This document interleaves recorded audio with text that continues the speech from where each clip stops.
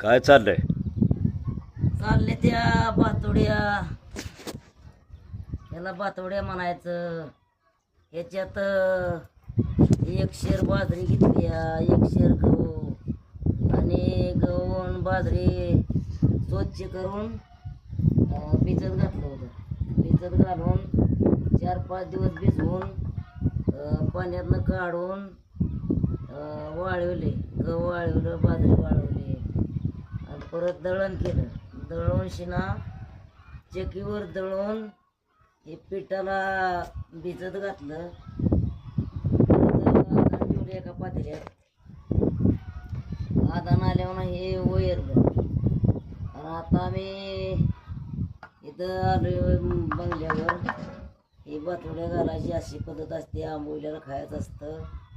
आणि खाली एक हातारल्या साडी, त्याच्यावर धोतर हातारलेलं आहे.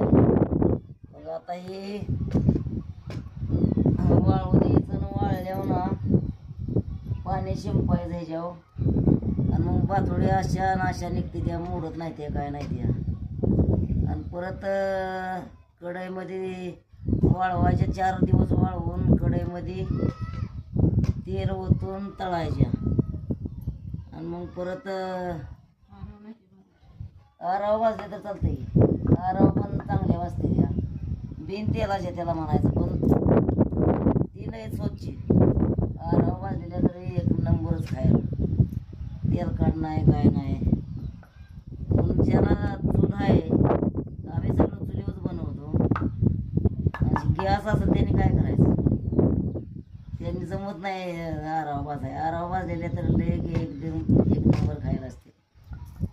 मग एवढं सांगून मला वाटतंय सगळ्या मैत्रिणीने असं करावं. एवढं सांगून मी धन्यवाद बोलते.